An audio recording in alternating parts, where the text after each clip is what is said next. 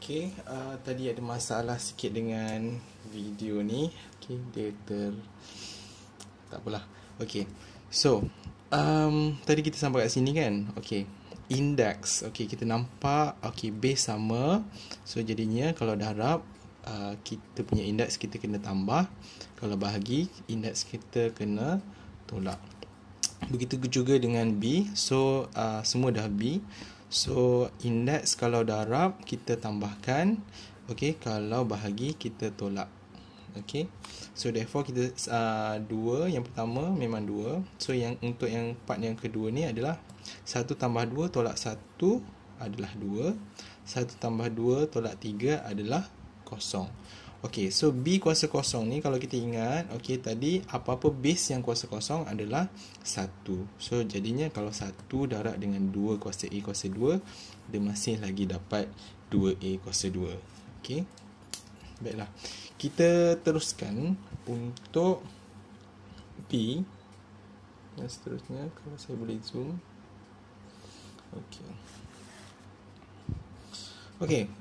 This one 4 kuasa A tambah 2 tolak dengan 2 kuasa 2A tambah 1 bahagi dengan 8 kuasa A darab dengan 4 kuasa 1 tolak A. Dekat sini kita perasan base dia semua lain. So ideanya adalah kita nak samakan base. So kalau kita jadikan semua base 2, boleh ataupun tidak? Sudah tentu boleh sebab 4 boleh jadi 2 kuasa 2, 8 boleh jadi 2 kuasa 3, 4 boleh jadi 2 kuasa 2. So jadi kat sini semua dah mempunyai base yang sama, iaitu kita pilih 2. Alright. So bolehlah kita tulis kat sini 2 kuasa 2 kurungan, sebab 4 jadi 2 kuasa 2. So A tambah 2 tolak dengan 2 masih kekal, tak perlu tukar, bahagi dengan 8 pula. 8 adalah 2 kuasa 3. Kita letak A. 2 kuasa 3 ni adalah 8. A masih lagi di luar. Darab dengan 4 adalah 2 kuasa 2. 1 tolak A ni masih lagi di luar. So apa yang berlaku dekat sini, bila ada kurungan, ingat lagi indeks kita kena darab. So apa yang terjadi adalah 2A tambah dengan 4 tolak dengan ni masih lagi sama, bahagi dengan ini kena darab. So 2 kuasa 3A. So ini pun kena darab. So darab dengan 2 kuasa 2 tolak 2A. So ini langkah yang kedua. Jadinya apa yang kita boleh buat kat sini adalah yang di bawah, sebab yang di atas tolak, kita masih lagi tanda soal apa yang nak kena buat. Tapi yang di bawah ni kita tahu kita boleh selesaikan. Betul? Sebab base sama. So therefore yang atas kita salin dulu. Di mana yang bawah kita boleh selesaikan. So 2 darab akan jadi indeks ni akan tambah 3A tambah dengan 2 tolak 2A. Macam tu. So indeks yang di atas, indeks yang dekat sini kita boleh selesaikan lagi. Dekat situ kita nampak yang ini boleh selesaikan kan. So yang atas ni, yang tanda soal ni, apa yang kita kena buat? Sebab dia bukan darab ataupun bahagi, dia adalah tolak. Kalau awak jumpa tolak ataupun tambah, immediately awak fokus kepada factorization. Awak factorkan apa yang sama. Kat sini saya nampak 2A dengan 2A. Lepas tu tambah. Nak buat macam mana ni tambah? So kalau kita nampak ada 2 indeks yang ditambahkan tadi, sebenarnya dia adalah darab kan. Dia adalah darab. So kita boleh buat kat sini 2A darab dengan 2 kuasa 4. Ini yang pertama. Tolak dengan 2 kuasa 2A darab dengan 2 kuasa 1.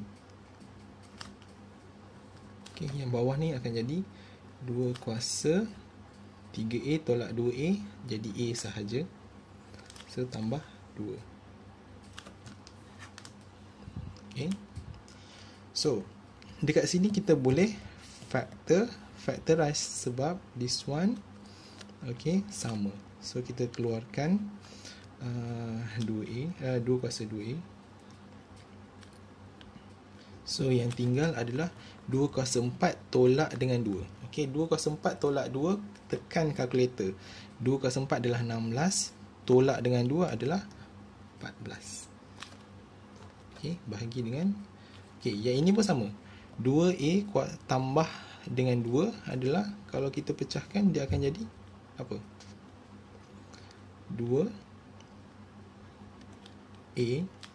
darab dengan 2 kuasa 2. Okey. So, dekat sini apa yang berlaku adalah 2 kuasa 2A dan juga 14. Bawah ni adalah 2 kuasa A dan juga 4. Okay. So, therefore, apa yang boleh kita buat? Okay, 14 bagi 4 lah. 14 bagi 4 adalah 7/2. Okay, bagaimana pula dengan this one? Okay, this one kita nampak base dia sama. Okay, base dia sama. Dan dia adalah bahagi. Kalau bahagi, indeksnya perlu ditolak. Okey. So, 2A tolak dengan A adalah A. So, inilah jawapannya. Okey. Next, kita pergi yang terakhir. Okey. Untuk kita punya apa ni? Law of indices. Okay, kita nak solve simultaneous equation. Okay, so simultaneous equation, diberikan 3 kuasa X darab 9 kuasa Y sama dengan 1/3 dan juga 8 kuasa X per dengan 2 kuasa Y tambah 1 sama dengan 8. So, kalau kita sebut sahaja pasal simultaneous, apa yang perlu kita buat adalah kita kena ada at least 2 equation lah. Okay, so equation yang pertama datangnya daripada yang inilah. Okay, equation yang kedua datangnya daripada yang kedua ni. Okay, yang pertama, apa yang boleh kita buat adalah daripada yang pertama, kita fokus yang pertama dulu. Okay, 3, 9, 1/3. So, kita boleh fikirkan bahawasanya base-nya perlu disamakan. Okey, perlu disamakan. So, kita pilih base kita adalah 3. So, sebab 3 kuasa 1 ini boleh jadi 3 kuasa 2, ini boleh jadi 3 kuasa negatif 1. So, 3 kuasa X darab dengan 9 yang jadi 3 kuasa 2Y sama dengan this one 3 kuasa negatif 1. Okey. So, apa yang berlaku dekat sini adalah kalau base-nya sama, apa yang berlaku, kita tengok operasi darab dan dia akan jadi indeksnya kena tambah. Okey. So, awak ada sama dengan. So, bila ada sama dengan macam ni, sebenarnya kita boleh sahaja cancel base dia. Okey. Sebab apa boleh cancel base dia? Okey, nanti dalam logarithm kita akan belajar secara terperinci kenapa dia boleh terhapus. Okey. Tapi buat masa ni awak just nampak sahaja equal. Yang penting kena ada equal. Okey, ada equal, base kiri dan kanan sama, barulah boleh cancel. Tapi dengan syarat belah kiri ada satu term, belah kanan ada satu term. So, satu term. Dia tak boleh sini ada berbagai-bagai, kat sini ada berbagai-bagai, awak nak cancel tak boleh. Okey, dia kena ada sini satu term, sini satu term, base sama. Macam tu syarat dia. Okey, so dia akan dapat X tambah 2Y sama dengan negatif 1. Ini equation yang pertama. Okey. Okey, equation yang kedua pula. Okey, kita buat kat sebelah kanan tu.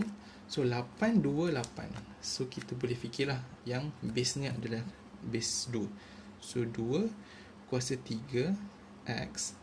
Okey, bahagi, sebab ni bahagi. Okey, 2 kuasa Y tambah 1 sama dengan 8 adalah 2 kuasa 3.